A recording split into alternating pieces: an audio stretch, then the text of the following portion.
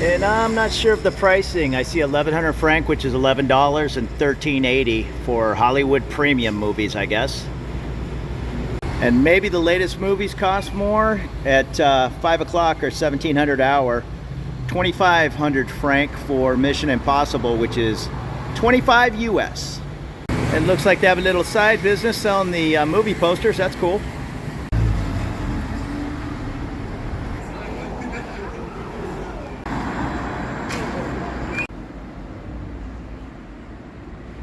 And I really enjoy this Papeete, but for a capital city, yeah, it is a little slow.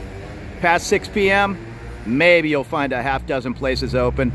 Grocery store, little markets, all that's going to be closed. So make your preparations if you're arriving at 9-10 p.m.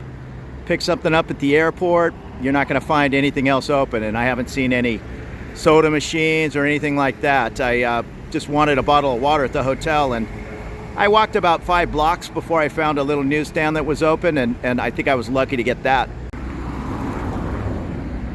I did ask the girls at the hotel about these little city buses. When is the last one going back to the airport? I knew I probably wouldn't be able to get one. I'm heading to the airport at 12:30 at night, 1 in the morning.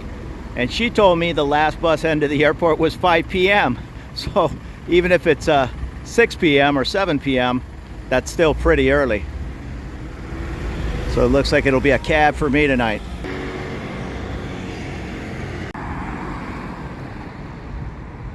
I don't see the price of gas posted. I know Moses and he had 2 cars on Maria, and we were just down about a quarter tank, and it took about a 2,000 franc or 20 bucks for a quarter tank. So maybe 80 bucks to fill that subcompact. It's like a little grocery store.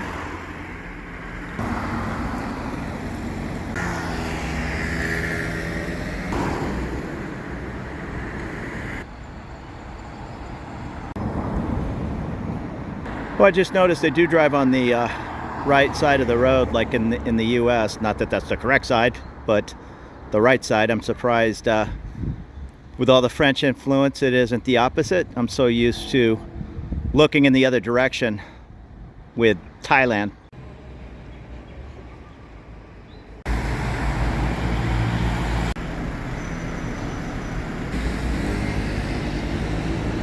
I'm sure there are plenty places open. It's a little past 5.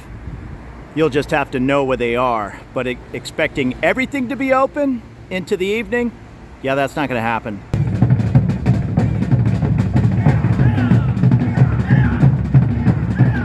So I got myself lost. I'm wandering around. I'm not exactly sure where I'm at, but I think I caught some kind of drum circle rehearsal or get together.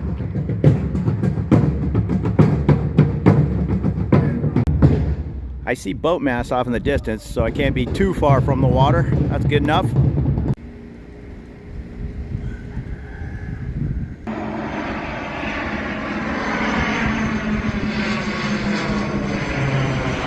Well, it looks like I wandered down to the local fishing fleet, and I'm guessing these are all the canneries and everything. So I need to walk up to the right, and I hope I pop out at that French Navy base. I see a lot of cars turning down this way, so I'm gonna give it a try. So I just talked to a really nice man, and I was asking about everything being closed up. He said there's a national holiday in a couple of days, and it's a school holiday. So a lot of people just take off and close up the businesses. But he says it's normally just quiet anyhow. There he is right there, and in true island fashion, he offered to give me a ride, but I know I'm just 3 blocks away, and I feel like walking. Looks like this is the VW repair facility. Okay, now that boat, I guarantee, has a story to tell. What a great old boat.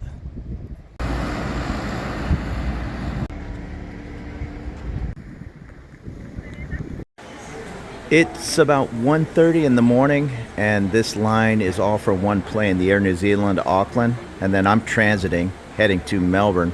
For the first time ever, he threw my bag up on a scale. It's only supposed to be 15 pounds or 7 whatever kilograms, 15 and a half pounds I think. And I tipped 18.5 pounds, and yeah, he didn't really seem to care.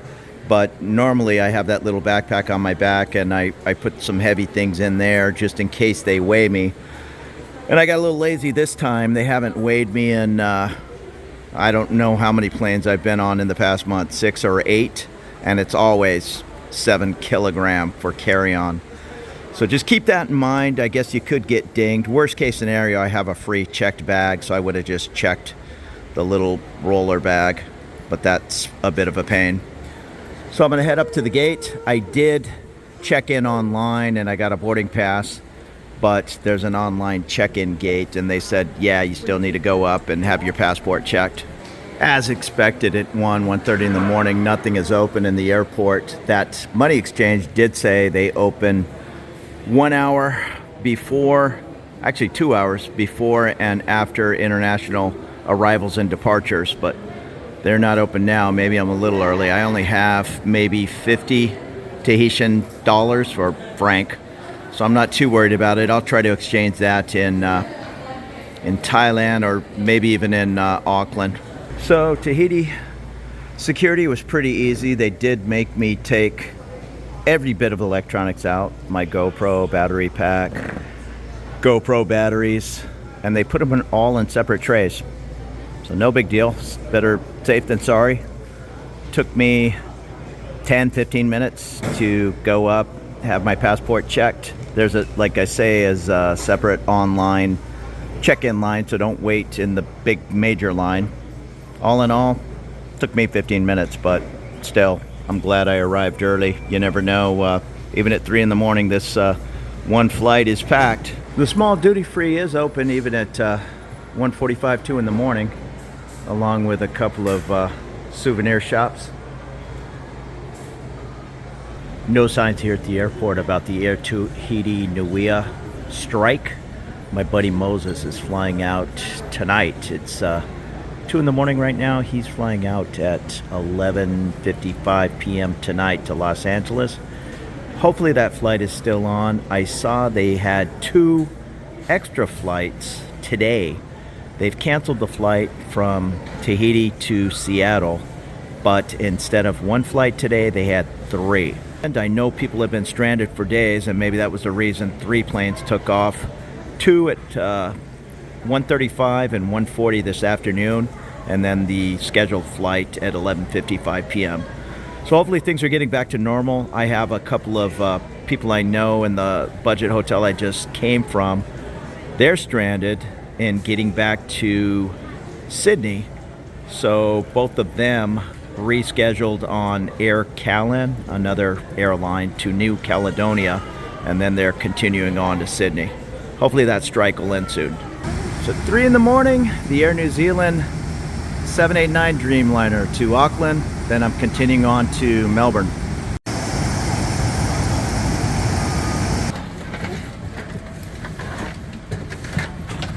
So that was a nice, easy, little under 5-hour flight from Tahiti to Auckland.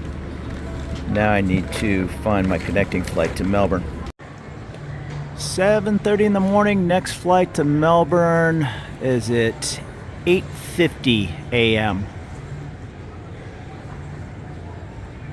I just did an international transfer. I did have to go through security again, but a smaller security from getting off one plane onto another. It was maybe 20 people in line. Did have to pull out the toiletries. They wanted all liquids, toothpaste, all that pulled out, electronics, laptops, iPad. They let me leave my GoPro in. Whole deal took about 10 minutes, not that big a deal, and then you're back in the gate area. It's always good to see the plane at the gate. It looks like it's a 777 this morning. That's what was scheduled. The Air New Zealand 777-300. I'm in seat 39G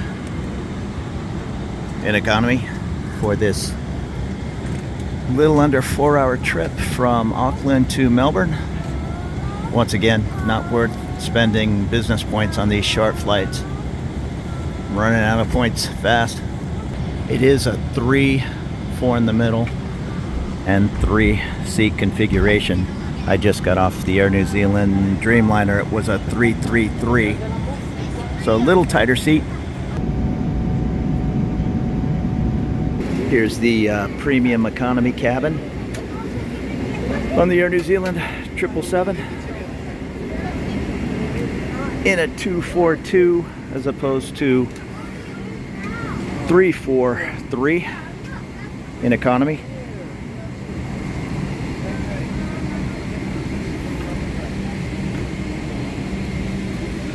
And then we're coming up to the business cabin.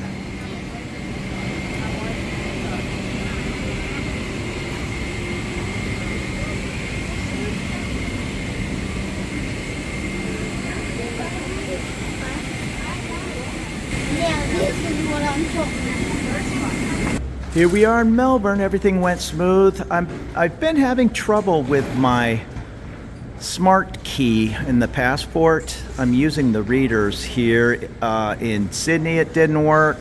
It did work in New Zealand, and it didn't work here in Melbourne, so I got kicked over to an officer. They just did it old school. But here in Australia and many countries, like 15 different countries, maybe more, including the US, can use the kiosk. But for whatever reason, I don't know if I dented my little chip in my passport, it always rejects me. And I'm back in Melbourne. Got through customs and passport in about 10 minutes. Nice and easy. Maybe 20 minutes late, so everything went smooth.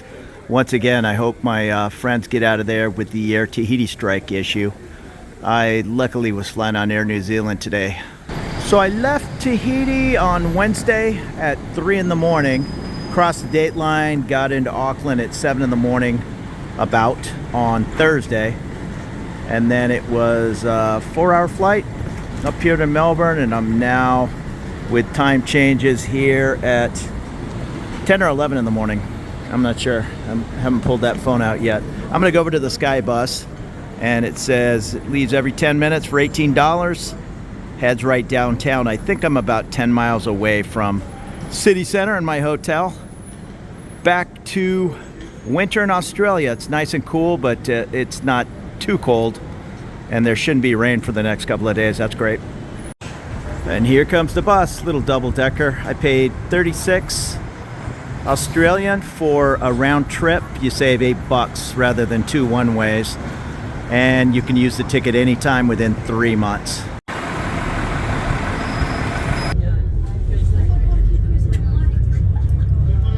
It's about a 25-minute drive, depending on traffic. And once again, it was $22 one way, or $36. You save a few bucks if you buy a round trip.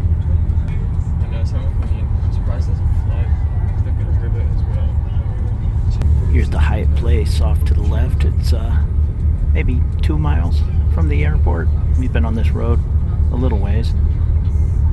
It's closer to the airport than the city. I can see the city off in the distance, maybe 5-6 miles away.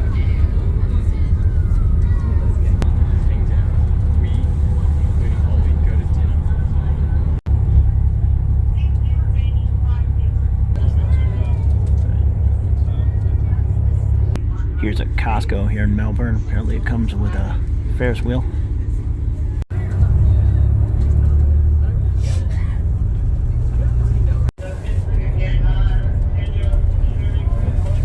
Located in the heart of Melbourne CBD. We care about your safety, so please remain seated until the bus comes to a complete stop. Melbourne's iconic free CBD tram network. For those of you wishing to connect with our metropolitan and regional trains. There's Marvel Stadium right near the Southern Cross station. And that worked out perfect. 21 minutes as advertised, right to the Southern Cross station, right in the Central Business District, downtown Melbourne. Now I need to figure out where my hotel is. I know it's on Spencer Street. I see an exit to Spencer Street, so that's where I'm gonna head off. And I thought I might have messed up. I bought a round trip ticket, and then I realized my flight's at 7:30 in the morning, but the gentleman driver here just said first bus 0400. I'm not sure how late they go. Let me ask him that question. Now on the other side, that's the Skybus going to the airport, and the driver, he just said he just works the day shift. He knows it goes at least until midnight. He thinks it might go till 1 in the morning, but he's not positive. Anyhow, it's a pretty good option. Most of the flights are going to be somewhere in there. And right near the Skybus drop-off are some pretty good sized lockers. If you want to drop a pretty good sized suitcase, would fit in these large. And then there's smaller ones over here for big backpacks or whatever you might want to not carry around the city before you can check into your hotel in hours. Pretty good breeze going through the city, a nice cold one. And this is the Southern Cross station over here. It's actually really cold. I'm on the corner of Lieutenant Lonsdale and Spencer. Here's my hotel, the Atlantis, almost across the street from Southern Cross Station, maybe a block away. Real convenient to Marvel Stadium if you're coming in for one of those concerts. All right, 12:15, and they got me in early, which is good. A lot of people checking out about this time of day, and I still need to clean the rooms. I'm ready to throw my bag down and take a hot shower. 10-story hotel. I'm on the 10th floor. Looks like a nice room, nice and clean. Bathroom, clean shower.